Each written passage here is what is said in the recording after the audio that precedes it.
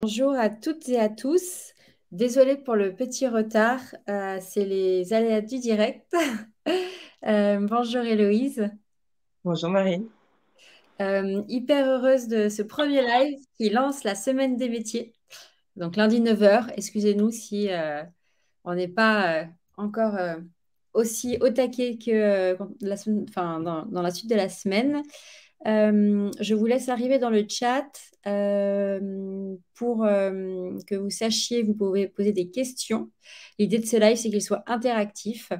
Je vois que ça commence à taper. Bonjour Jade. N'hésitez pas à nous dire d'où vous nous écoutez. Je sais qu'il y a toujours des gens un peu partout en France, voire même en dehors de France. D'ailleurs, Héloïse, si je dis pas de bêtises, tu es en Allemagne. Je suis en Allemagne et pour la petite histoire, le retard de ce matin, c'est pas que de ma faute. C'est parce que j'étais déjà en train de travailler et qu'il y avait un candidat très bavard qui me racontait beaucoup de choses et qui voulait pas me laisser partir. Tu vas nous raconter, ça fait partie de la réalité de ton métier, d'avoir des candidats qui parfois parlent beaucoup. Voilà. Alors bonjour à tous, je vois que vous êtes plein, donc Jade, Caroline, Margot, donc Jade de Rennes, Denis, Sandy de Bordeaux, Paris, super. Je vois qu'il y a déjà plein de monde, donc encore désolée pour le petit retard de ce matin. Je suis ravie. Bonjour Caroline. Désolée pour le retard. Non, non, t'inquiète pas. On a démarré à l'instant. Je suis ravie d'accueillir Héloïse. Pour l'anecdote, avec Héloïse, on était à l'école ensemble et ça fait des années qu'on ne s'est pas revus. Et donc, c'est drôle parce qu'à l'occasion des live métiers de chance, nos chemins se recroisent. Donc, ça me fait très plaisir Ouais. de te voir, même si ça ne nous rajeunit pas. Alors, tu es venue pour présenter la réalité de ton métier de chasseuse de tête, tu vas dire.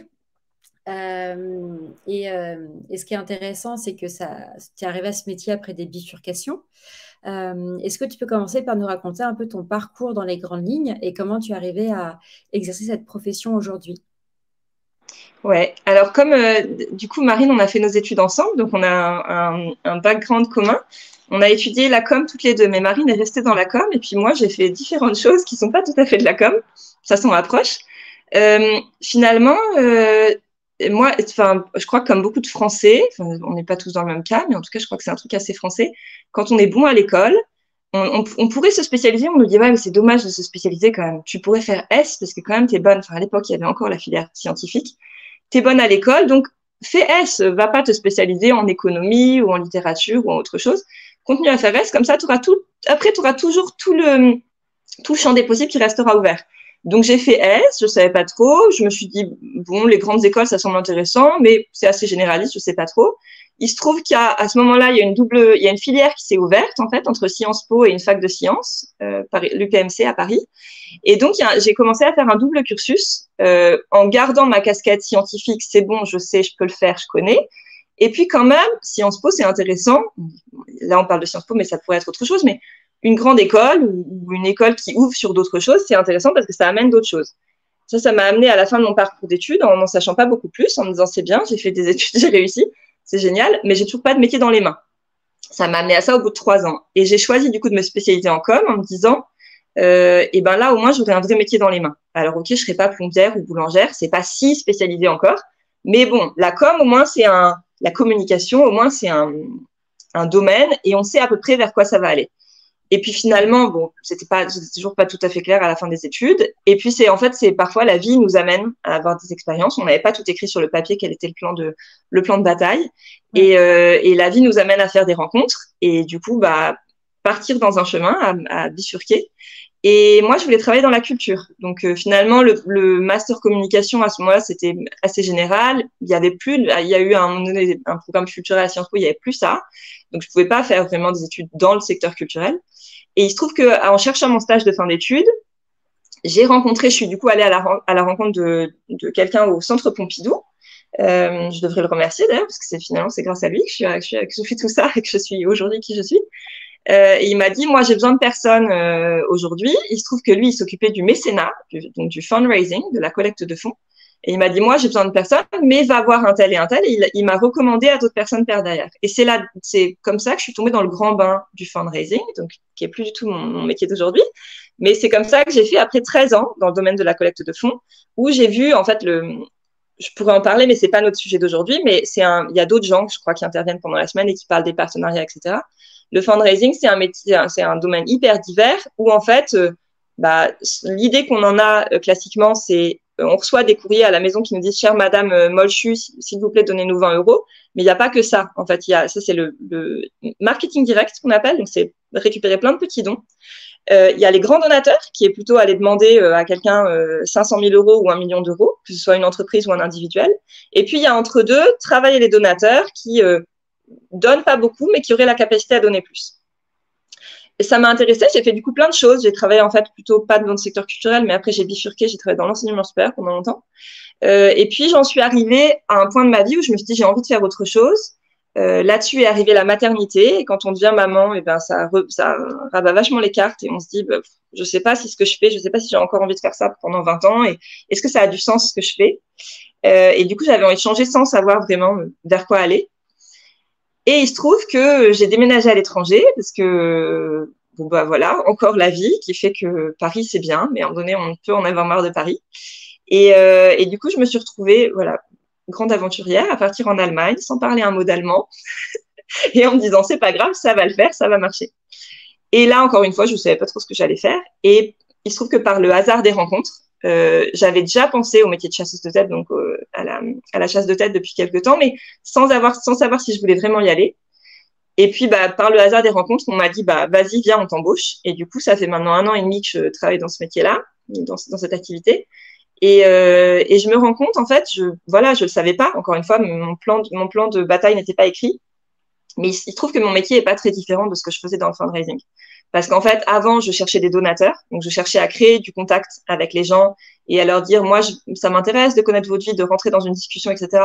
pour pouvoir leur proposer, en fait, le projet qui les satisferait et qui pourrait leur apporter du sens dans leur vie, etc. Et aujourd'hui, en fait, j'ai transitionné et aujourd'hui, je rencontre des candidats, donc des professionnels, en fait, dans leur métier. Je travaille dans le métier de l'informatique. Et ils sont pas forcément à la recherche d'un métier, comme les donateurs n'étaient pas forcément à la recherche d'une structure à laquelle donner. Mais c'est moi qui vais leur amener un projet, qui vais leur dire, mais si, du coup, il faut que je les convainque, leur dire, mais si, regarde, ce job est parfait pour toi. Et puis, je leur dis, ça m'intéresse de savoir ce que vous avez fait jusque-là et quel est votre parcours, etc., pour voir si vraiment cette position, si ce job va vous intéresser. Et si c'est pas ce job-là, on pourra peut-être en trouver un autre. Parce qu'en fait, des jobs dans l'informatique, il y en a plein. Et là, j'ai tel client, mais je peux aussi voir avec mes collègues s'il n'y a pas d'autres clients qui pourraient aussi, d'autres entreprises qui pourraient aussi avoir besoin de vos compétences et de vos qualités. Donc voilà pour la grosse histoire qui finalement m'a amenée à faire un bond. Mais en fait, à être dans un métier où je suis depuis 1 an et demi, mais où je suis très à l'aise parce que j'ai calqué en fait ce que je faisais dans un autre domaine, dans un nouveau domaine. Ouais, merci beaucoup, Héloïse. C'est génial. Déjà, je pense que c'est hyper rassurant pour ceux qui se posent des questions et qui ont l'impression d'être bloqués, de voir qu'en fait, on peut se réinventer, ajuster, changer et que c'est possible. J'aime aussi beaucoup ce que tu dis sur les rencontres qui sont marquantes et décisives parce que on le conscientise pas forcément, mais en fait, si on regarde son parcours, on se rend compte qu'il y a toujours eu des gens qui ont fait que des mentors ou une conversation qui a créé un déclic. Et d'ailleurs, pour toutes celles et ceux qui nous écoutent, de ne pas hésiter à aussi provoquer ces rencontres. C'est ce qu'on explique dans le parcours chance. Dans la phase exploration, c'est en fait d'aller contacter des gens qui font le métier qu'on aimerait peut-être faire et de leur demander en fait est-ce que tu peux m'en parler? Et ne serait-ce que ça, donc déjà on est surpris de voir que les gens disent oui et qu'en plus on crée un lien avec une personne qui est dans cette industrie qu'on veut rejoindre, qui va vouloir nous aider, un peu nous mentorer et que de fil en aiguille, ça nous fait un réseau d'entraide. Et ça paraît simple comme conseil, mais pour l'avoir expérimenté, en fait, c'est assez fou la puissance des rencontres. Et ce qui est aussi rassurant, c'est que pour tous ceux qui sont là et celles qui sont là, a priori, le métier de chasseur de tête les intéresse. C'est que c'est un métier qui, effectivement, il n'y a pas un master chasseur de tête. Donc, en fait, c'est quelque chose qu'on peut faire en 2e, 3e, 4e poste dans une vie parce que c'est des compétences un peu humaines. Et donc, on peut, si on souhaite par exemple se reconvertir, c'est possible et il y a de la place si on est bon. Pour que les gens qui nous écoutent comprennent un peu le quotidien, est-ce que tu peux nous dire un peu comment ça se passe concrètement tes journées? Et pour toi, c'est quoi les compétences importantes à avoir pour le poste? Alors, comment se passent mes journées? Clairement, je suis tout le temps en contact avec différentes personnes. Alors, je travaille en équipe, donc j'ai mes collègues avec qui on interagit beaucoup sur nos process, en fait. C'est comme ça qu'on appelle ça. Donc, finalement, on s'occupe, ça dépend, hein, il y a tous les cabinets de chasse de tête ne travaillent sûrement pas non plus de la même manière, mais nous, dans la boîte où je travaille, on essaye de pas prendre trop de contrats en même temps. Donc, ça veut dire que chaque consultant va avoir 4 à 5 clients. Donc, ça veut dire qu'on a moi, j'ai 4 à 5 entreprises avec lesquelles je travaille qui cherchent différentes compétences dans le domaine de l'informatique. Moi, du coup, vous l'avez compris, hein, mais moi, j'ai aucun background en informatique. Je ne m'y connais pas du tout. Je suis arrivée là-dedans et c'est comme dans le fundraising, on m'a trempé dans le chocolat. Donc, c'est comme pour l'allemand aussi. Et puis, du coup, j'ai appris. Mais ça veut dire que finalement, il n'y a pas, c'est ce que tu dis, Marine, il n'y a pas de formation particulière. Et en fait, ce qu'il faut, c'est surtout savoir se connecter aux gens. Parce que ça, tout le monde n'est pas comme ça. Et ça, on ne le sait pas non plus. En fait, quand on grandit ou quand on veut changer de carrière, on se dit, qu'est-ce que je sais faire? Moi, je me suis toujours dit, moi, ce que j'aime, c'est l'humain. Et donc, je veux travailler avec les gens. Donc, je voulais être journaliste. Après, je suis arrivée à la communication. Et puis, finalement, je suis arrivée à la chasse de tête. Mais en fait, quand on se dit travailler avec les gens, c'est pas un métier. Donc, on pourrait faire plein de choses. J'aurais pu être vendeuse dans une petite boutique de zéro déchet. J'ai pensé à ça il y a 3 ans en me disant, moi, ce que je veux, c'est aider les gens. Et donc, pour en revenir à mon métier, j'ai donc 4 à 5 offres d'emploi dont je m'occupe.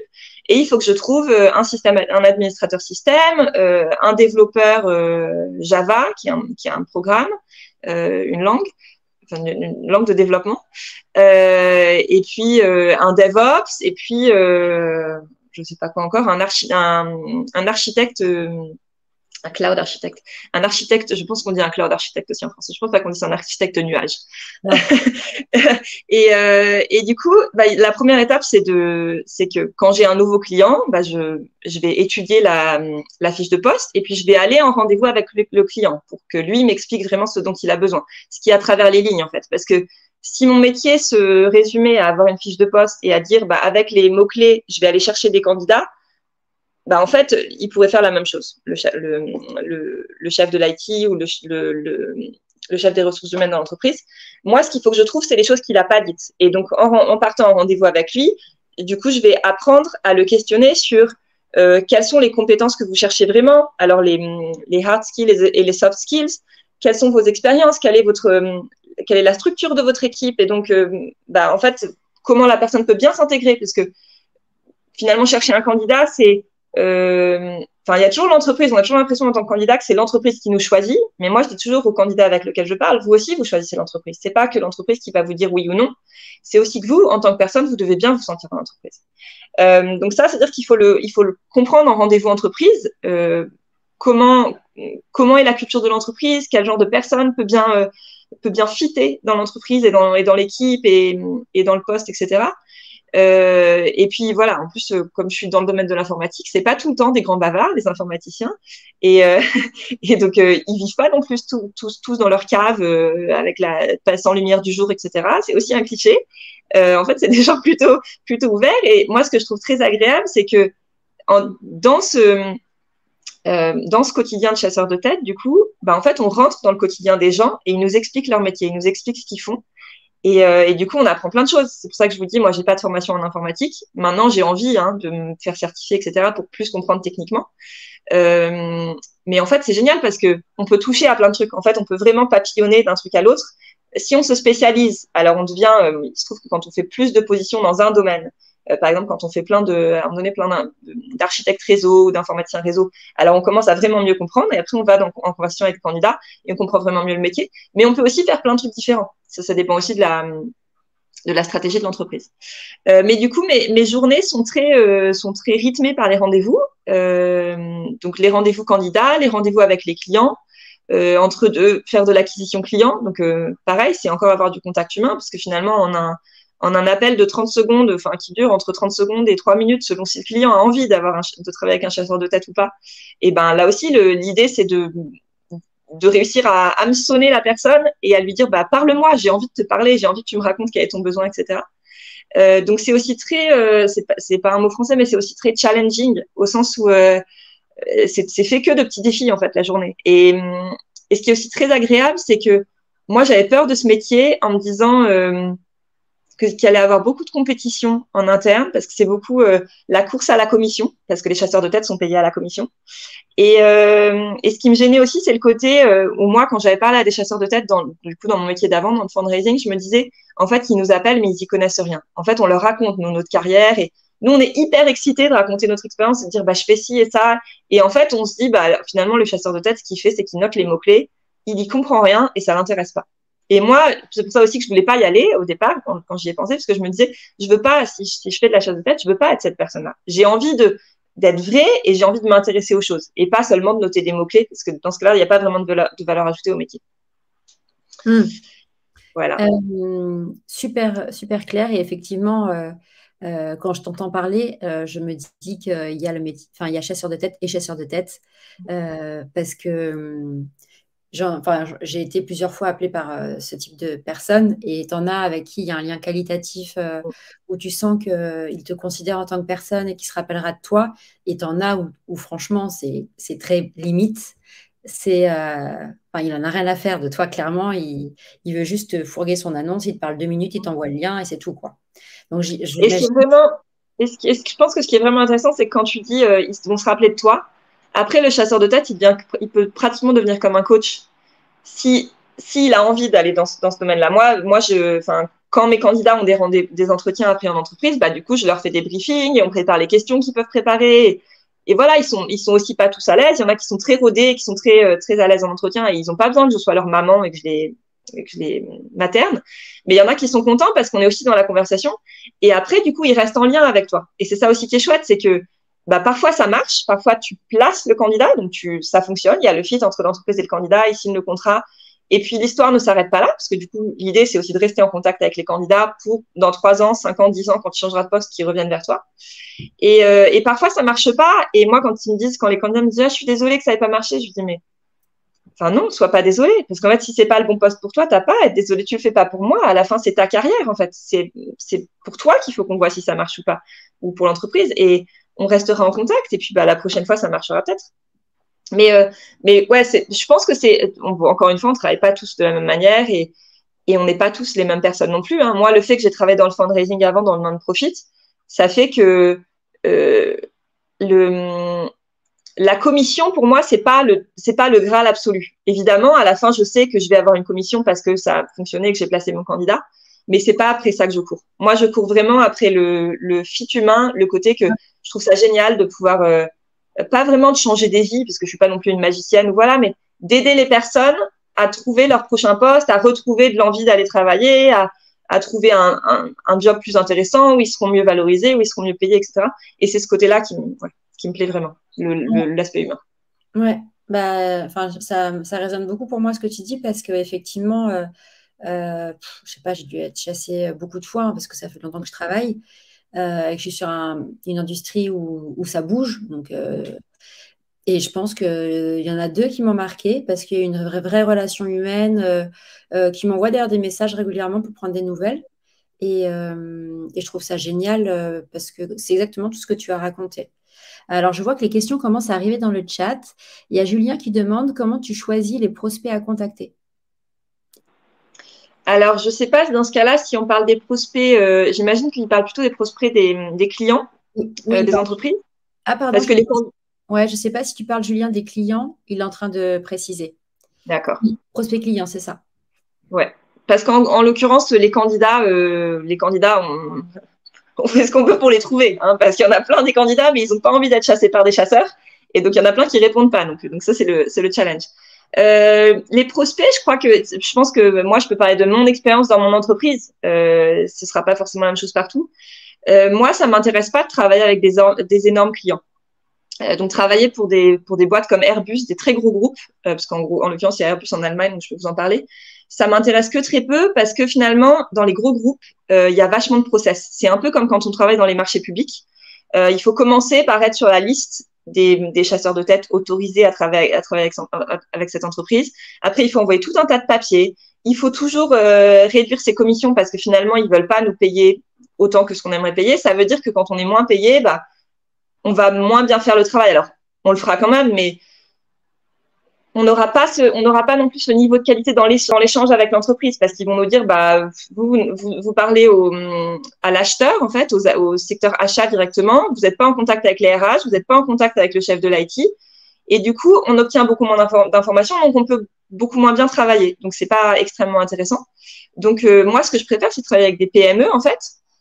Et là, en fait, bah, en plus du fait que le process est plus simple et qu'on a vraiment un lien plus qualitatif avec l'entreprise, etc., on a aussi l'impression d'avoir un impact plus fort parce qu'en fait, on peut aussi leur dire bah, pourquoi vous venez vers nous aujourd'hui, vous n'avez pas réussi à recruter, vous n'arrivez pas à avoir des bonnes candidatures qui arrivent en direct.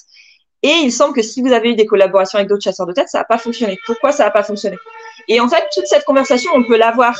Pardon pour le bruit. Toute cette conversation, on peut l'avoir avec quelqu'un qui travaille dans une PME et on peut vraiment avoir un impact différent plutôt que de travailler avec un gros groupe. Et la question de Julien, je pense, parce que on va y revenir après, mais il y a différentes manières d'exercer. Toi, tu es dans une structure, il y en a qui sont peut-être à leur compte pour ce métier-là. Comment tu arrives à attraper les clients, quoi, qu'ils te confient leur job?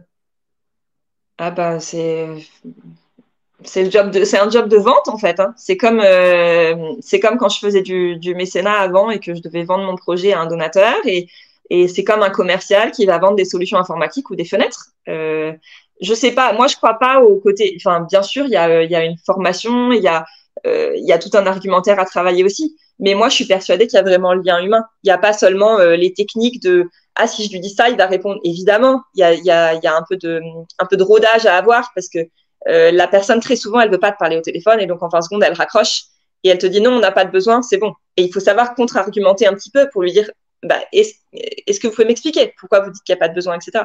Mais tu peux pas toujours le faire. Parfois, tu sens aussi que le contact est bloqué et c'est du sentiment aussi.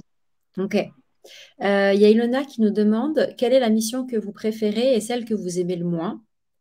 Parce qu'on est aussi là pour parler en coulisses, c'est aussi dire sans filtre les choses positives comme les choses moins bien, sachant que ça différencie selon les personnes. Hein. Tu vas sûrement avoir des réponses différentes d'un autre chasseur de tête.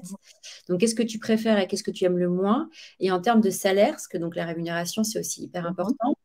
Est-ce que tu as un salaire fixe qui reste confortable ou est-ce qu'on te rémunère au minimum et tout se joue sur ton variable? Alors, dans ce que j'aime le plus et ce que j'aime le moins, je sais pas. Je sais pas ce que j'aime le moins en fait. Enfin, vraiment, je pense que j'aurais tendance à dire ce qu'on peut le moins aimer, c'est le côté sales, justement, le côté où il faut prospecter des clients et obtenir des nouveaux clients. Et en fait, non, parce qu'en fait, quand on le fait, il faut se donner le temps de le faire et on se le donne pas toujours assez. Mais quand on le fait, il y a une vraie énergie qui arrive. Et il y a vraiment le côté, c'est hyper excitant en fait. Enfin, encore une fois, ça dépend des caractères, mais le côté où on arrive à tirer un fil en fait et à se dire bah, c'est telle personne que je voulais avoir au téléphone parce que vendredi j'ai fait de l'acquisition client, c'était exactement ça. Tu veux avoir une personne au téléphone, tu n'arrives pas à la voir, donc tu essaies de passer par quelqu'un d'autre et puis en fait quand tu établis le lien avec la personne, il te dit bah, moi je suis pas du tout DRH mais ok vous voulez le contact de telle personne, bah, vous pouvez appeler un tel. Et parfois tu arrives du coup à vraiment tirer un fil et quand tu as eu au début du Kaltakquise on dit en allemand de l'acquisition froide. Je pense que je sais pas, mais ouais, quand tu fais de l'acquisition client, tu parles de zéro contact, d'un contact vraiment froid qui a jamais entendu parler de toi. Et à la fin, quand tu arrives à obtenir ton client et que ça y est, il te confie une mission et il faut que tu cherches pour lui et garder bien et le satisfaire, maintenant que tu as fait tout ton argumentaire au départ, bah ça c'est génial, c'est hyper satisfaisant. Et c'est aussi satisfaisant que quand tu places un candidat et qu'il dit bah je suis hyper heureux, merci, je commence le mois prochain et c'est fabuleux. Ouais.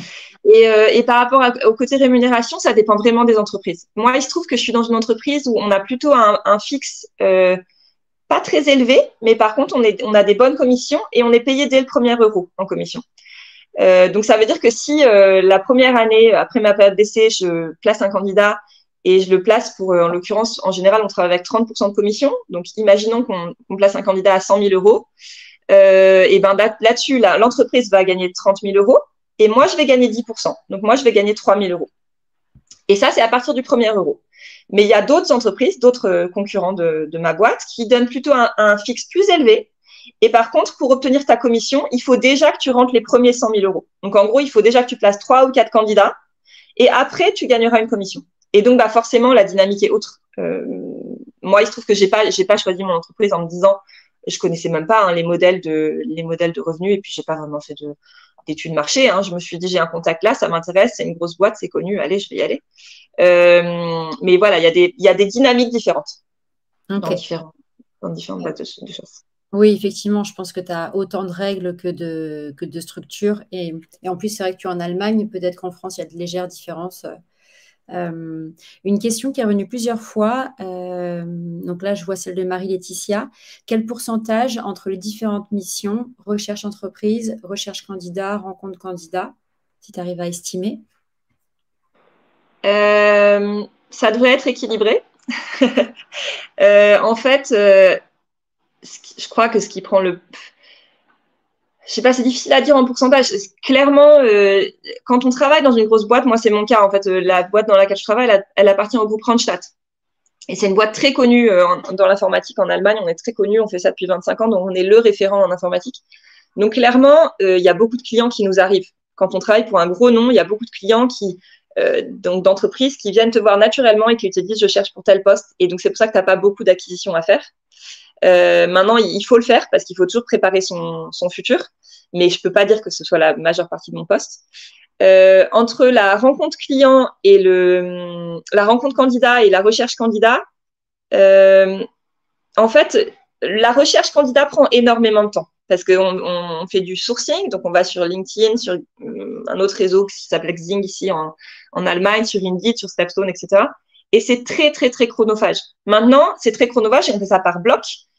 Mais je fais pas ça tous les jours parce qu'en fait, je ne passe pas du tout ma semaine à chercher des candidats. Je passe plutôt ma semaine à parler avec des candidats. Donc finalement, le côté rencontrer des candidats, c'est ça la majeure partie de mon travail, c'est ce que je dirais. Mais on ne parle avec des candidats que quand on va chercher des candidats. Donc il faut en amont, en fait, c'est une chaîne de conséquences.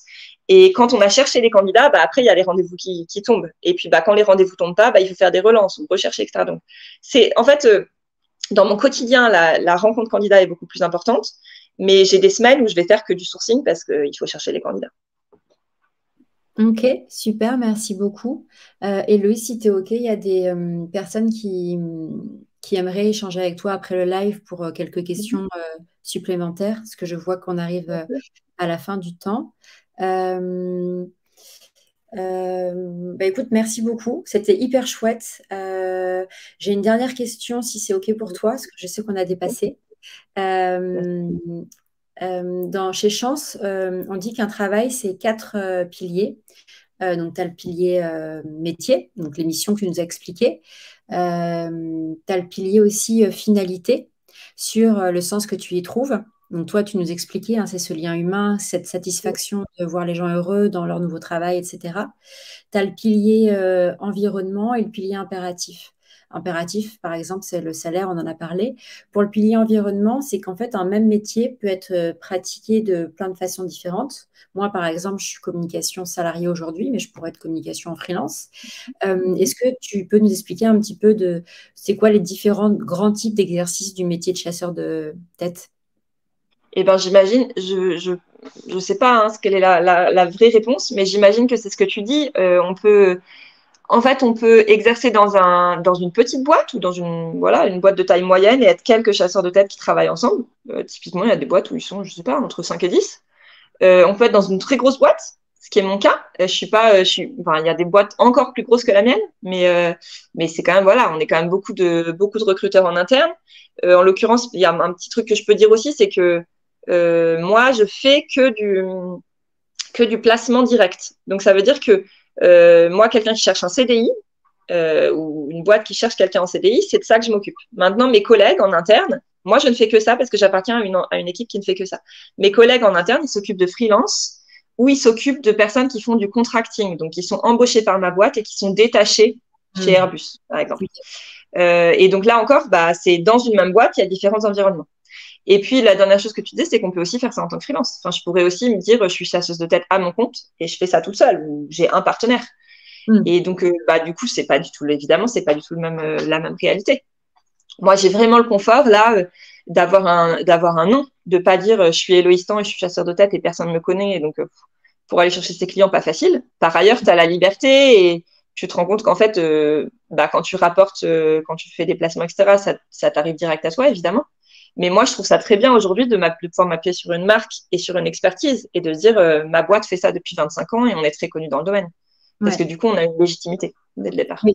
Et en plus, si jamais un jour tu voulais te lancer à ton compte, ça te donne plus de crédibilité et de. Ouais. Ok. Bah écoute, c'était super intéressant. Je m'étais jamais plongée dans ce métier-là, mais tu m'as donné trop envie. Voilà. Non, Ouais. On va se convertir. je trouve ça hyper intéressant. Et comme tu dis, à partir du moment où tu aimes les métiers dans le relationnel, dans l'humain, dans les histoires de vie, c'est Ouais. génial, quoi. On a tendance vraiment de l'extérieur. Enfin, moi, j'y voyais que les dollars et je me disais, c'est pas un métier qui m'intéresse parce que je veux pas de ça. Et vraiment, parce que moi, le fait que j'ai travaillé dans le fundraising avant, c'est du non-profit. Donc, moi, dans le fundraising, c'était interdit de percevoir une commission sur les fonds que je levais. Même si je levais 1 million, j'en voyais pas la couleur. Enfin, moi, j'avais un salaire fixe et c'est tout. Et c'est parce que, déontologiquement parlant, dans le fundraising, c'est interdit. Et ça, c'était un peu l'aspect qui me dérangeait dans la chasse de tête. Et finalement, il- en fait, il y a différents chasseurs de tête. Moi, je vous ai dit, c'est pas après ça que je cours. Évidemment, c'est chouette hein, quand j'ai une commission. Mais en fait, moi, ma carotte, c'est le budget. C'est que je sais que j'ai un budget à remplir chaque année. Je sais que je dois passer tant de candidats. Et moi, voilà, je suis assez compétitrice. Et du coup, c'est ça qui me plaît aussi, c'est que il n'y a pas de compétition en interne. C'est pas encore une fois, hein, ça dépend des gens, mais moi, mes collègues, c'est pas mes compétiteurs. On travaille ensemble et on a enfin, mon plus proche collègue a des positions à pourvoir et moi j'en ai. Et si je trouve un candidat pour sa position et que du coup c'est lui qui récupère les sous pour son budget ou à la fin pour sa commission, bah tant mieux. En fait, c'est pas, il m'a rien enlevé en fait. À la fin, il y a assez d'entreprises et il y a assez de candidats pour que tout le monde puisse y trouver son compte. Trop chouette. Merci Ouais. beaucoup, Héloïse. Et je termine ce live en vous disant que là, ce qu'on vient de faire, c'est ce qu'on appelle de l'entraide, dans le sens où Héloïse donne 30 minutes de son temps gratuitement pour aider celles et ceux qui veulent en savoir plus sur ce métier et peut-être créer des déclics. C'est ce que vont faire 50 autres professionnels cette semaine. Vous pouvez retrouver toute la programmation parce qu'il y a plein d'autres métiers qui vont être présentés. C'est Héloïse qui ouvrait le bal. Et si vous aussi, parce que c'est toujours pareil, hein, on aide, mais parfois on a besoin d'être aidé, c'est dans tous les sens. Si vous aussi, vous voulez aider à votre tour d'autres personnes en partageant votre expérience, je vous ai remis dans le chat la page d'entraide de chance. Donc en fait, vous vous inscrivez et ça veut dire que vous êtes volontaire pour aider d'autres personnes.